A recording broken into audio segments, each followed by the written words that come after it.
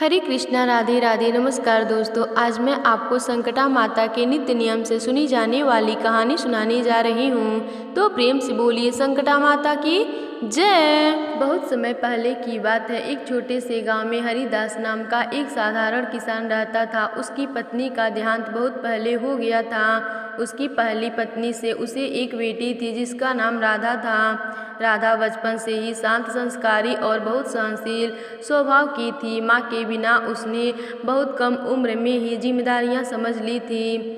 कुछ वर्षों बाद हरिदास ने दूसरी शादी की। उसकी नई पत्नी का नाम कमला था। कमला अपने साथ एक बेटा भी लाई थी। विवाह के कुछ समय बाद तक सब कुछ ठीक रहा, पर धीरे धीरे कमला का व्यवहार बदलने लगा। वह राधा को अपनी बेटी नहीं मानती थी। बात बात पर उससे ताने देती, अधिक काम करवाती और अपने बेटे को हमेशा उससे ऊपर रखती। राधा मन ही मन बहुत दुखी रहती, लेकिन कभी उत्तर नहीं देती। वह जानती थी कि पिता पहले ही बहुत परेशान रहते हैं। वह हर कष्ट को चुपचाप सह लेती। सुबह सबसे पहले उठकर घर का सारा काम करती, पशुओं को चारा देती, खेत में भी पिता का हाथ बटाती। रात को जब सब सो जाते तब वह चुपचाप मंदिर के कोने में बैठकर संकटा माता को याद करती। गांव के बाहर एक पुराना मंदिर था जहां संकटा माता की मूर्ति विराजमान थी। राधा को माँ की बहुत याद आती थी, इसलिए वह संकटा माता को ही अपनी माँ मानती थी। वह रोज हाथ जोड़कर संकटा माता से कहती, हे माता, मैं सौतेली हूँ पर आपकी बेटी हूँ। मेरे मन को शांति देना ताकि मैं हर दुख को सह सकूँ। कमला को राधा का माता के प्रति भक्ति भाव बिल्कुल अच्छा नहीं लगता। वह कहती, इतना नाटक मत किया कर, काम से ही चुराने के लिए मंदिर का बहाना बनाती है। एक दिन गांव में संकटा माता का व्रत आया। गांव की सभी महिलाएं व्रत की तैयारी करने लगी। कमला भी व्रत करने की तैयारी में थी, लेकिन उसने राधा को व्रत करने से मना कर दिया। तू सौतेली है, तुझे व्रत करने का कोई हक नहीं, उसने कठोर स्वर में कहा। राधा का मन टूट गया, पर उसने कुछ नहीं कहा। उसने उसी दिन मन ही मन उपवास रखने का निश्चय किया। पूरे दिन काम करती रही, पानी तक नहीं पिया। रात को जब सब सो गए तब वह चुपचाप मंदिर चली गई। दीपक जलाकर उसने संकटा माता से प्रार्थना की, माता, मैं कुछ नहीं चाहती, बस मेरे पिता और इस घर को सुखी रखना। अगर मेरा दुख ही इस घर की शांति है तो मुझे वह भी स्वीकार है। उस रात राधा मंदिर में ही रोते रोते सो गई।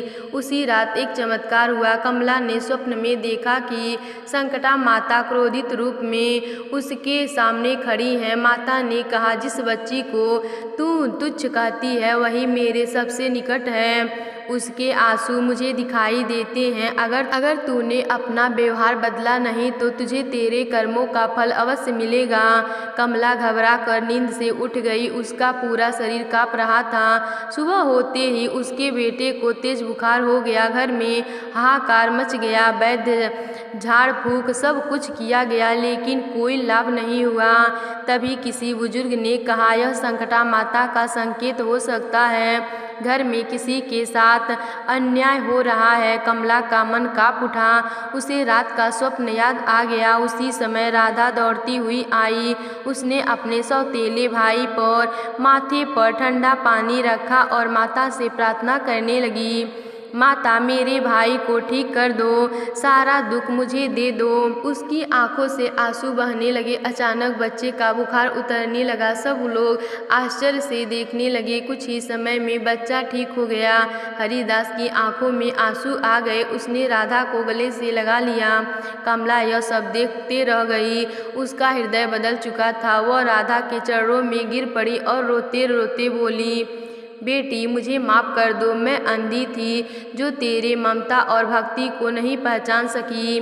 उस दिन के बाद कमला का व्यवहार पूरी तरह बदल गया। उसने राधा को अपनी बेटी की तरह अपना लिया।